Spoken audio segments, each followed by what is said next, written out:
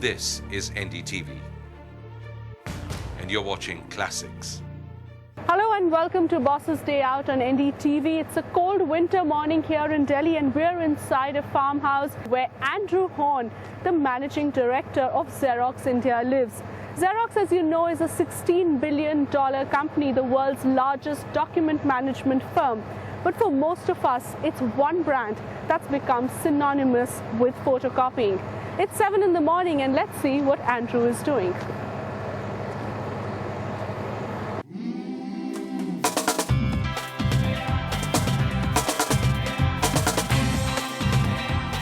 Morning, Andrew. How are you doing? Good morning, Sweater. Very well, thanks. It's a cold morning. It's freezing. Yeah, Yes. You better come inside. Well, you have a lovely house, a sprawling farmhouse. We're very lucky. We're very lucky.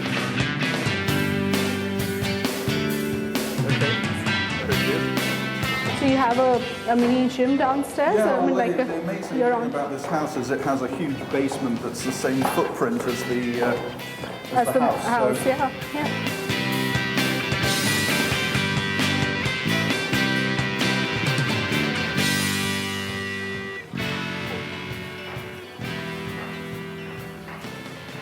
Andrew moved to India about 3 years back to head the India operations of Xerox. He lives here with his family. One of his daughters, in fact, is studying in UK. But we're going to catch up with his wife and 2 kids over breakfast.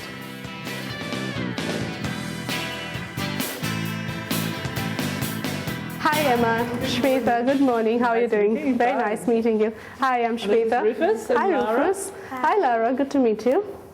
So are you getting ready for school? Yeah.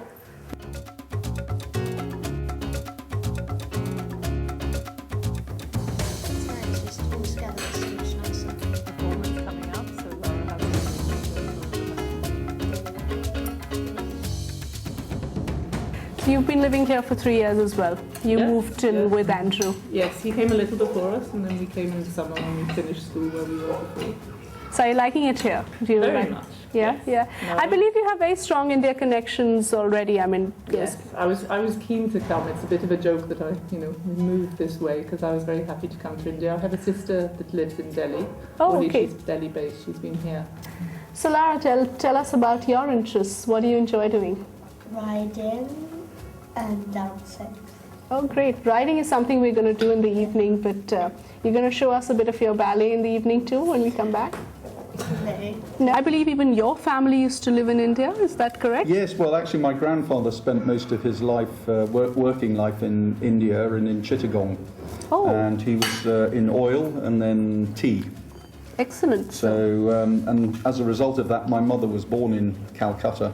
Wow. So that's, And she moved back to England when she was about 11. And but did you come to India before this posting ever? Well, only on a brief holiday, actually. So we went to the Taj Mahal and we did Delhi and then we went up to Kathmandu and into...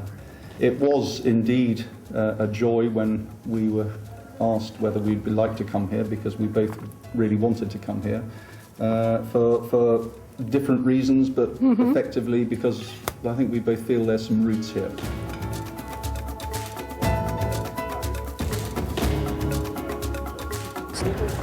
Well, Andrew's kids have left for school, but we're going to take a quick round of this beautiful farmhouse before we head over to the Xerox office.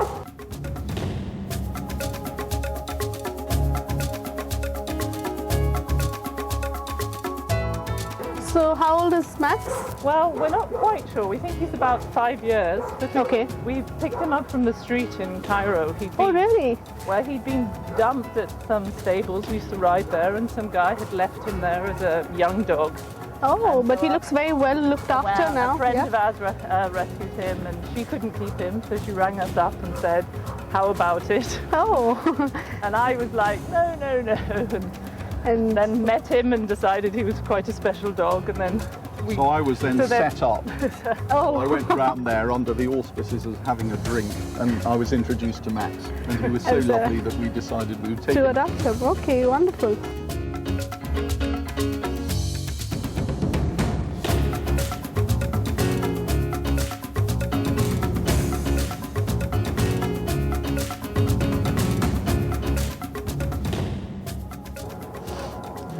A beautiful farmhouse, obviously, where Andrew and his family spend a lot of time, a lot of quality time together. But I think it's time now for Andrew to get to work. He's already late as per your regular work day.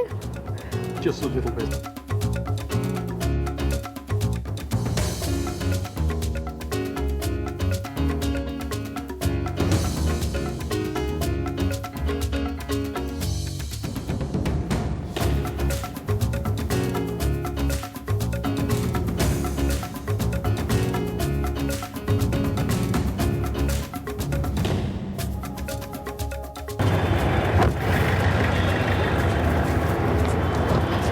It was a short 15-minute drive from Andrew's house in Bijwasan to this DLF Square building in Phase 2 in Gurgaon, where Xerox has its head office. We'll now be going up to the 20th floor, where about 100 people work here. Is that correct? That's right, yeah. 100 people, Xerox employees, work here.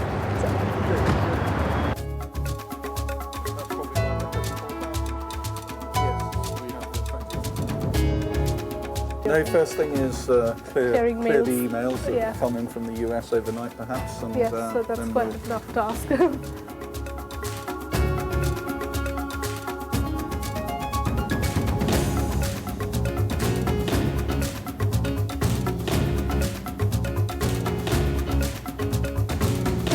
Xerox as a brand name has such tremendous recall. In fact, I think globally, I mean, it's one brand name that really stands for the service it provides for photocopying. It's so synonymous. But do you think it's a good thing or a bad thing? Well, I think the general recognition of the brand is absolutely terrific and a huge advantage for us. The association with the brand is something that we're working very hard to update, because photocopying is a minority of the many things that Xerox offers customers today. Right, so how are you undergoing this entire process of brand building and changing the brand and sort of the image of Xerox? Well, I think it's mainly marketing, obviously, because what we have to do is keep associating different messages with the brand. In a nutshell, to me, if you want to create, manage, distribute or print a document, then it involves Xerox. Great, so you're there, a clear marketing person. But Andrew, you've talked about brand repositioning as one of the challenges that Xerox faces. But to me, we're increasingly moving into a paperless work environment where the use of paper is reducing by the day, and you call yourself a document management company. So does that also not present a newer challenge in today's day and age? Well, of course it's a challenge, but in fact, the perception that we're going to a paperless office is, I would say, a myth. And they're sort of simple things like every manager tends to print an attachment from an email. Okay, so email is in itself a paperless communication process, but we make it paper full. We look at our service statistics. We're printing, or rather we estimate that all the machines, all the Xerox machines in India probably are generating around 2.5 billion pages a year. Oh, really? That's an interesting statistic. The colour pages is growing around 30%. So now, bearing in mind that we service this equipment, you know, that would indicate that they're growing very well. Right. So that's 2 billion. Around 2 billion, 2.5 billion. And it's obviously color that's going to be the more dominant part of the business now, because now nobody wants black and white pages anymore. In fact, that's definitely the trend.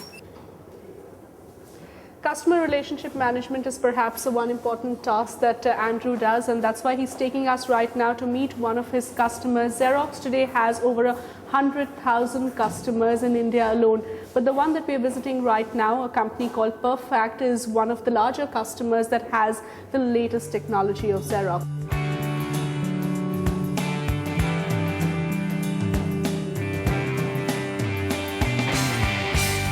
How many years has Xerox been in India? You initially started out as a joint venture company with the Modi Group, right? That's right, yes. The company, I think, was formed about 1984.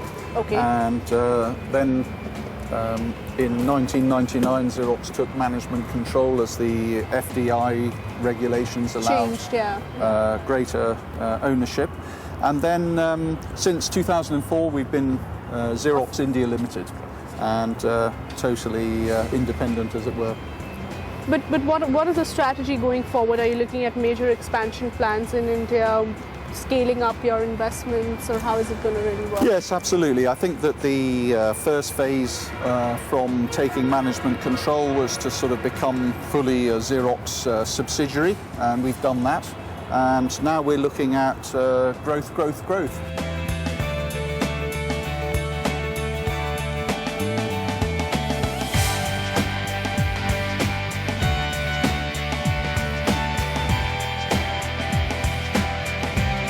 It's 11 in the morning and we've just arrived here in Udyog Vihar to visit one of the customers of Xerox that has the latest state-of-the-art machine, a machine that no one else in Delhi has. Is that right? That's correct, yes, iGen 3. And how many in India have you sold? We've sold 2 so far. So obviously a customer that you need to come and visit very often. Absolutely. To keep him happy, right?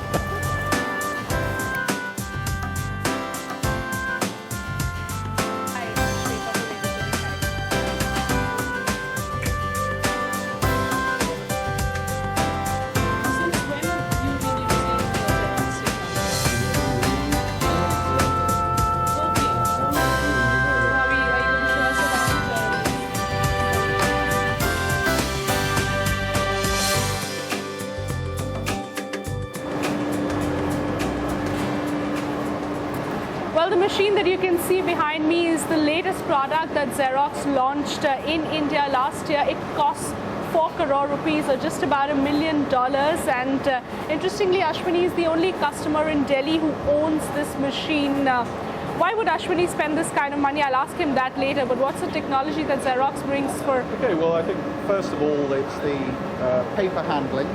So it can take 14 inches by 22 inches of paper which fall. And the second thing is color matching. Okay. So it has a Pantone color matching capability, and once that's been set, it's the same forever. So it's sort of like a guarantee. Its speed, 110 pages a minute in color. 110 pages a minute. Absolutely. Yeah. And so, you know, in terms of the turnaround times that Ashwini was talking about earlier, this machine gives him greater productivity. He can handle back to back. So how many of these machines are you hoping you'd be able to sell in the next 1 or 2 years? Well, so far we have 2 customers. I'd expect to have probably 3 or 4 during next year, but let's see if we can do better than that. This equipment has got certain features which are incomparable at all, and you know, in terms of size, in terms of turnaround times, in terms of thickness of the substrate, and a variety of substrate. But do you think there is demand in India for new printing technology for you to spend that kind of money? Yeah. See, next 6 months, you know, I have not given a commitment, but yes, I am looking for another iGen to be placed in this print look.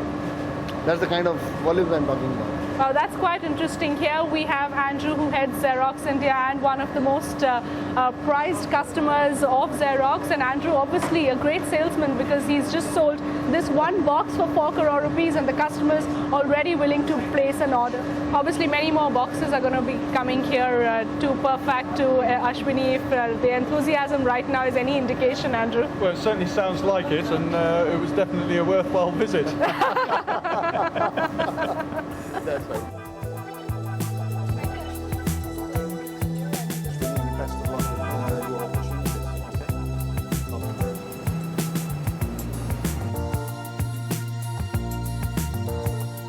Andrew, it's interesting to see the contrast. We've just come out of this place where you have a Xerox machine that costs 4 crore rupees, and here we're out there in almost like a village-like scenario where also you would probably see a photocopier that perhaps might be a Xerox machine. I would say that the old photocopying jobber is definitely struggling for growth because more people are buying their own devices, and that's primarily the trend that we're seeing. Right, so in many ways we can say that India perhaps is a market that truly defines the way Xerox is graduating from things that it did, say, 10 years, 20 years back to what it sees itself, say, 10 years from now. Absolutely, and I think that actually encapsulates very accurately the challenge we have is that today the market is everything from very old technology to very new technology, and it's being used in everyday life. Absolutely a great challenge perhaps for Andrew right now is to make Xerox more relevant in the changing times, from a simple plain vanilla job of photocopying to very high-end what you call mass customization or personalization, using technology at a time when the needs of the customers are changing, when customers are becoming more demanding in an increasingly globalized world.